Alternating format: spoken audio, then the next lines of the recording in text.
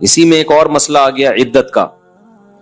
کسی عورت کے شوہر کا انتقال ہو جائے, اللہ نے قانون بنا دیا, آسان قانون بنایا. زمانہ جاہلیت میں بہت مشکل تھا. جب کسی عورت کے شوہر کا انتقال ہوتا تھا تو زمانہ جاہلیت میں عورت 2 سال عدت گزارتی تھی. کتنی؟ 2 سال. اور اس 2 سال میں وہ میلی کچیلی رہتی تھی. یہاں تک بھی بعض روایات میں آتا ہے اس کی جگہ کو گندا رکھا جاتا تھا, مینگنیاں لا کے ڈال دی جاتی تھی گند میں رہے. اسلام نے اس حکم کو ختم کیا. یہ ظلم ہے عورت کے اوپر.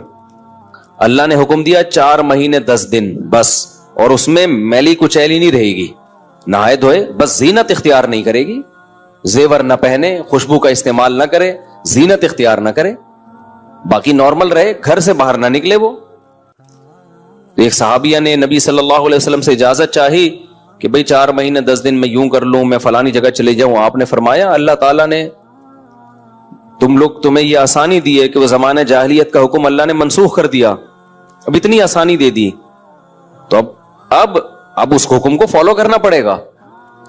اب آج کل خواتین کیا کرتی ہیں, شوہر کی ڈیتھ ہوئی, جو دیندار نہیں ہے ان کی تو بات ہی نہیں کر رہا نا, ان کی نظر میں تو عدت ودت کی کوئی 2 ٹکے کی حیثیت ہی نہیں ہے, وہ تو اس کو دقیانوسی حکام سمجھتی ہیں. لیکن جو دیندار ہیں وہ بھی بھائی, وہ ڈیتھ ہوئی, شوہر کا چہرہ دیکھنے کے لیے جا رہی ہیں ہسپتال, پھر وہ فلانے کے کام سے جانا ہے تو آج فلانے کے کام سے جانا ہے, تو آج یوں کرنا ہے, آج یہ کرنا ہے, یہ فلانے پورشن میں چلی جاتی ہوں, ماموں کے گھر جا کے عدت گزار لیتی ہوں. بھائی اللہ تعالیٰ نے جو عدت کے حکام دیے ہیں, شوہر کی ڈیتھ ہوتے ہی عورت کی عدت بولو شروع. اور عدت میں 2 کام لازمی ہیں, گھر سے نہیں نکلنا ہے, زینت اختیار نہیں کرنی. اب اس میں لوگ ہمیں تنگ کرتے ہیں, یار وہ چہرہ دیکھنے جانا چاہتی ہے ہاسپٹل میں, بھائی شوہر کو گھر لے آؤ. اگر بیوی نے اپنے شوہر کو دیکھنا ہے, میت کو گھر لے آؤ. عورت نہیں روڈ پہ آ سکتی, جنازے کی چارپائی کے پیچھے پیچھے جا رہی ہوتی ہے گھر سے باہر نکل کے. پھر اللہ کو غضب آئے گا, جب میں نے ایک آرڈر دے دیا ہے اس کو ہلکا کیوں لے رہے ہو. عیادت کے لیے نہیں جا سکتی وہ, سمجھ رہے کہ بھئی فلاں بیمار ہے تو چلو میں عیادت کے لیے چلی جاؤں, فلاں کی ڈیتھ ہو گئی چلو میں تعزیت کے لیے. حج ختم ہو جاتا ہے اس سے. حج کی کتنے مسئلے آتے ہیں, عورت نے حج کی درخواست دی ہوئی ہے, نام آ گیا, حج پہ جانے کی تیاری ہو گئی, شوہر کا انتقال ہو گیا. اب جس دن جانا ہے 4 مہینے تو ہو جائیں گے, 10 دن رہ جائیں گے. تو ہم کہتے ہیں بھائی 10 دن کیا, 1 گھنٹہ بھی رہ گیا ہونا 4 مہینے 10 دن ہونے میں, آپ کو 1 گھنٹہ پہلے بھی نکلنے کی اجازت نہیں. بے شک حج ضائع ہو جائے کوئی بات نہیں, حج کینسل ہو جائے, کیونکہ حج کی فرضیت پہ عدت مقدم ہے. حج اگلے سال بھی ہو سکتا ہے, عدت تھوڑی ہو سکتی ہے. تو ہاں یہ اللہ نے آسانی رکھ دی ہے کہ جس عورت کا کوئی کمانے والا نہ ہو, اللہ نے لچک, جہاں شدید ضرورت تھی وہاں اللہ نے خود بخود لچک رکھ دی کہ بھوکے تو نہیں مر سکتے نا, کمانے والا کوئی نہیں ہے تو کمانے کے لیے جا سکتی ہے, مجبوری ہے بھائی کمانا. تو اس میں فقہاء نے بیان کیا دن میں جائے بغیر زینت اختیار کیے, اور دن میں واپس آ جائے, اور صرف کمانے کی حد تک باہر نکلے, ادھر ادھر نہ جائے. اب اس میں خواتین یہ کیوں ایسے کیا, بھائی اللہ کا حکم ہے, اب اس میں آپ کو چونو چرا کی اجازت بولو نہیں ہے, بس آرڈر دے دیا. پھر اللہ نے یہ بھی حکم نازل کر دیا کہ اگر عورت پریگنینسی میں ہے تو بچہ ہوتے ہی اس کی عدت ختم ہو جائے گی. دیکھو ہمارے نبی صلی اللہ علیہ وسلم بھی اللہ کے آرڈر کے سامنے کیسے اپنی عقل نہیں استعمال کرتے تھے. ایک صحابیہ کو حمل تھا, ان کے شوہر کی ڈیتھ ہوئی ہے اور ادھر بچہ پیدا ہو گیا. ادھر ڈیتھ ہوئی اور ادھر فوراً ہی. اب ان کو خیال ہوا بھائی اتنی جلدی تو عدت پوری نہیں ہوتی, تو کیا کرنا ہے, نبی نے سے مسئلہ پوچھا کہ آپ نے فرمایا ختم.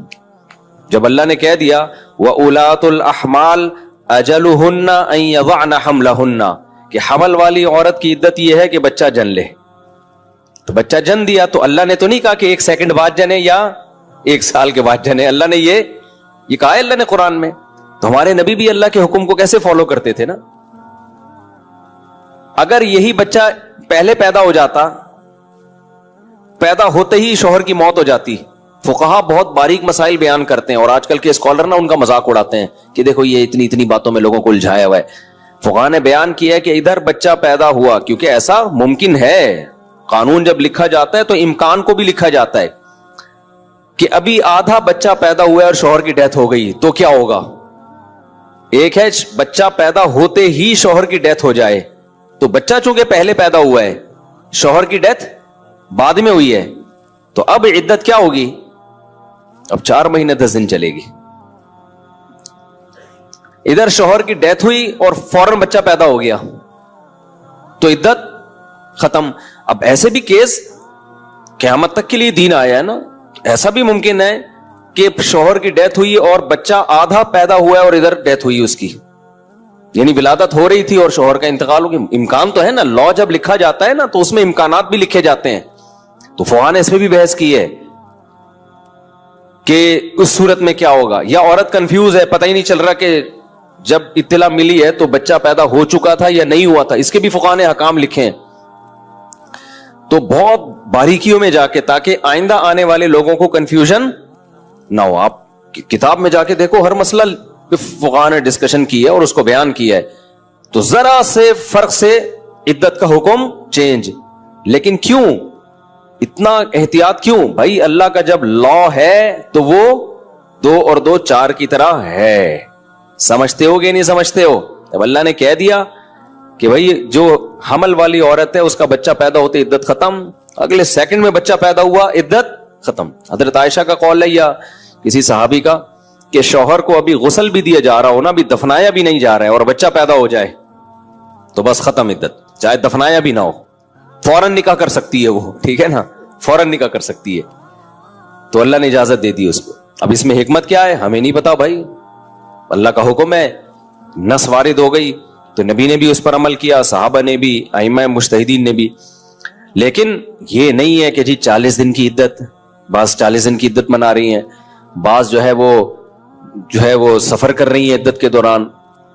تو ہاں گھر اکیلا ہے, وحشت ہے اس میں, بہت زیادہ خوف ہے, کوئی خطرہ ہے چوری چکاری کا, تو مجبوری میں یہ چیز بھی آپ کو پھر وہ گھر چینج کر سکتی ہے. جیسے کوئی ایسی جگہ پہ رہ رہی ہو جہاں چور ڈاکو کوئی ساتھ رہنے والا نہ ہو, وہ ایک الگ مسئلہ ہے. ہمارے حضرت بہت استقامت والے تھے, لیکن پھر بھی فرماتے تھے کہ یہ اللہ کا فضل ہے کہ اللہ نے ہم پہ 5 نمازیں فرض کر دی, آپشنل نہیں رکھا. آپشنل ہوتی ہے نا, اختیاری ہوتی ہیں, تو شاید کوئی بھی نماز نہ ہوتی. ہم سے سوچتے ہی رہتے کہ چلو 5 نمازیں پڑھنا ثواب ہے تو پرسوں سے پڑھیں گے. اللہ نے ایسی فرض کی ہے کہ زمین آسمان ادھر سے ادھر ہو جائے, سفر میں ہو, حضر میں ہو, بیماری میں ہو, خوشی میں ہو, غم میں ہو, یہ نہیں چھوڑنی, ٹھیک ہے نا. تو مجبوراً ہے, مجبور ہیں بھائی. اللہ نے کہا کہ میں کوئی عذر مانوں گا ہی نہیں, سفر ہو کچھ بھی ہو پڑھنی ہے. کیسے روکے گا کوئی ڈاکٹر آپ ہم پہ ڈال دی جاتی ہے کہ اس طرح روکے گا آپ کو, ٹینشن میں ہو تو چھوڑ دو, خوشی میں ہو تو پڑھ لو. کیا نظام تباہ ہوگا, تو پوری دنیا جب, تو ہم تو یہی سوچتے رہتے ہیں ابھی تھکاوٹ ہے, آج رات دیر سے سویا ہوں تو فجر میں اٹھ گئے تو نیند پوری نہیں ہوگی, تو ایسا کریں گے 11 بجے پڑھ لیں گے, یہی سوچتے رہتے. پیسہ اس سے برباد ہو جائے گا. اللہ میاں نے کہا کہ رات دیر سے سو, جلدی سو, یہ تمہاری ٹینشن نہیں ہے, یہ تمہاری ٹینشن ہے, یہ میرا مسئلہ نہیں ہے. اس کے لیے میں نے کہہ دیا ہے فجر کا مطلب فجر ہے, ظہر کا مطلب ظہر ہے, عصر کا مطلب عصر ہے. وہ آگ میں ڈالے. ابھی ہم امریکہ گئے نا, تو جہاز جاتے ہوئے سورج کی سمت میں جا رہا ہوتا ہے, دنیا میں سزا, تو ایک نماز بھی نہیں آئی راستے میں. ہم نے ظہر پڑھ تو لی, لیکن نہیں بھی پڑھتے تو امریکہ پہنچ کے بھی مل جاتے, کیونکہ سورج کے ساتھ ساتھ چل رہے ہیں.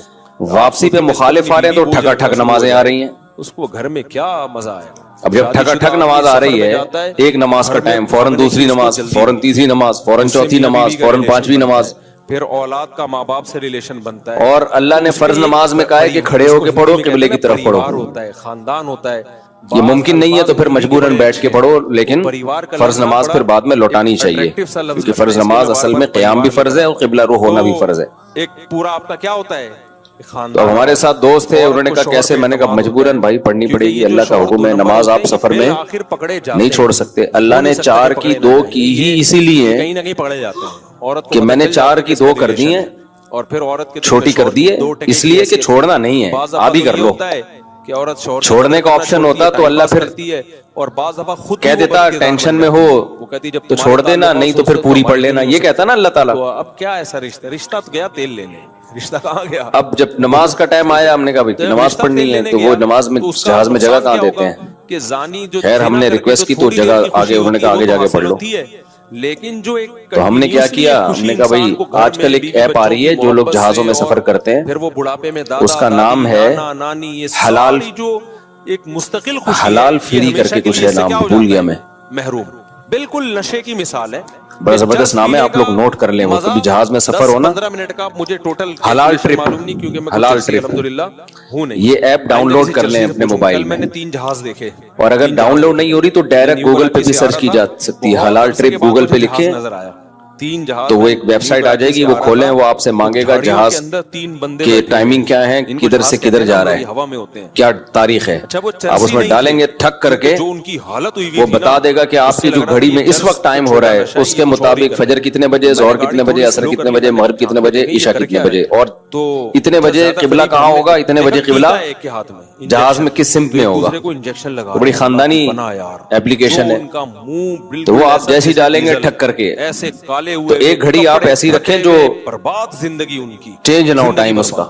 میں نے سوچا تھوڑا تو یہ خوب مسئلہ سمجھ لیں یار یہ بیچاروں کو کہ بنائے ہم. تو جہاز میں آپ کو کھڑے ہو کر نماز پڑھنی ہے, اگر ممکن نہ ہو اجازت نہ دیں پھر مجبوراً بیٹھ کے پڑھیں, لیکن اس نماز کو لوٹا لیں. ہم نے تو کھڑے ہو کر اجازت مل گئی تھی, ہم نے کہا چلو پڑھتے ہیں. اس میں یہ آسانی ہے کہ ظہر اور عصر اکٹھی, لیکن کیسے اکٹھی, اس کے بعد اس طرح سے اکٹھی یہ خودکشیاں کہ ہم نے دیکھا کہ ظہر کا ٹائم ختم ہو رہا ہے, تھوڑی دیر کا مزہ ہے, فرض کریں 5 بجے ختم ہو رہا ہے, اور عصر کا ٹائم 5 بجے شروع ہو رہا ہے. تو ہم نے کیا کیا, وضو کر لیا, کیونکہ جہاز کے واش روم میں وضو کرنا بھی آسان کام نہیں ہے.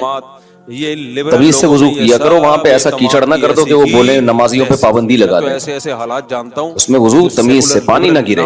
میں تو وضو کر کے ٹیشو سے سب نیچے صاف کرتا ہوں, تاکہ کوئی نیا بندہ جائے نا وہ یہ نہ کہے یہ مولویوں کی وجہ سے دیکھو کیچڑ کتنا ہو گیا, کسی پہ میں الزام نہیں لگا رہا, برا امیج نہ جائے. تو صاف ستھرا کر کے بالکل, کوئی بات نہیں, ہاتھ خراب ہو جائے گا اس کو دھو لو آرام سے, لیکن امیج اپنا خراب نہ کرو کہ یار یہ نمازی لوگ جب بھی جہاز میں آتے ہیں کیچڑ کر کے جاتے ہیں. ایک نے مجھے بتایا پائلٹ نے کہ ہم کہیں جا رہے تھے, کہیں اجتماع تھا, تو سارے نمازی بیٹھے ہوئے تھے جہاز میں, تو کہہ رہے جہاز کی حالت یہ ہو گئی تھی کہ جیسے کوئی تالاب بنا ہوا ہوتا ہے, سارے وضو کر کر کے آ رہے ہیں گیلے پاؤں کے ساتھ پورے جہاز میں, نا کہتے ہیں ایسا کیچڑ ہم نے زندگی میں کبھی نہیں دیکھا جہاز میں. کتنا برا امیج گیا نا. عورت کو شوہر پہ تو اس لیے صفائی ستھرائی کر کے ان کو لگے کہ کوئی بات نہیں یار, اگر یہ وضو کر بھی لیتے ہیں تو واش روم میں ذرہ برابر بھی گندگی نہیں ہوتی, تو صاف ستھرا کر کے نکلو باہر. سلطان نہ ہو کہیں بیان ابھی شروع کروں گا, لیکن یہ بھی ضروری بات ہے تھوڑی ریلیشن بولتے ہیں تاکہ جہازوں میں بھی نمازوں کا اہتمام کریں. اللہ کو نماز بہت زیادہ محبوب بھی ہے, اور اللہ کے ہاں جتنی ویلیو نماز کی ہے نا اتنی کسی حکم کی نہیں ہے. اس پہ شک ہوتا ہے کہ وہ وہاں اللہ نے نہیں چھوڑی ہے. میں نے دیکھا ہے لوگ جہازوں میں نمازیں گول کر رہے ہیں, ٹرینوں میں نمازیں گول کر رہے ہیں, شاپنگ میں نمازیں. ہو بھائی میدان جنگ میں اللہ کہہ رہا ہے, میدان جنگ میں کہ نہیں, اگر تم میدان جنگ میں کھڑے ہو کر پڑھ سکتے تو پیدل پڑھ لو, سواری پہ پڑھ لو. اے اللہ بعد میں پڑھ لیں گے نا, تھک گئے ہیں اب ان کو, جنگ سے جب فارغ ہو جائیں گے پھر پڑھ لیں گے. ابھی کیا ٹینشن ہے. اللہ نے کہا ان الصلاۃ کانت علی المؤمنین کتابا موقوتا, نماز مومنین پر مقررہ اوقات میں فرض ہے. یہ نہیں ہے کہ بعد میں پڑھ لو. کتنے آرام سے کہتے ہیں بھی سفر میں ابھی کہاں جائیں کیا کریں. نہیں بھائی, نمازی آدمی زمین آسمان ادھر سے ادھر ہو جائے, وہ کہتا ہے بھائی چھوڑنی نہیں ہے, کچھ بھی ہو جائے. علامت ہے آج نمازی بھی نمازی نہیں رہے ہیں. آپ مردانگی دکھائیں وہاں جا کے, تو ہم نے یہ ضرور کیا کیونکہ اس میں وضو بہت مشکل کام ہے. کیونکہ یہ تو اس میں پھر ہم نے یہ کیا کہ بھائی 5 بجے جیسے اپلیکیشن سے پتہ چل گیا شافی وقت کے مطابق 5 بجے ظہر قضا ہو رہی ہے, تو بھائی 4:45 پہ یا 4:50 پہ ہم نے ظہر پڑھ لی. قبلہ رخ کھڑے ہو کر 2 رکعت پڑھی ہیں. تھوڑی دیر میں عصر کا ٹائم ہو گیا, اسی وضو سے عصر نمٹا لی. حفاظت کرو اور سمجھتے ہو. تو یہ اس طرح سے نبی صلی اللہ علیہ وسلم نے نمازوں کو سفر میں جمع کیا ہے. اور یہ جو حدیث ہے نا جس میں آتا ہے نبی صلی اللہ علیہ وسلم نے بغیر کسی عذر کے سفر کے نمازیں اکٹھی پڑھی ہیں ظہر عصر کی, تو اس کا بھی یہی مطلب ہے, ایسے اکٹھی نہیں.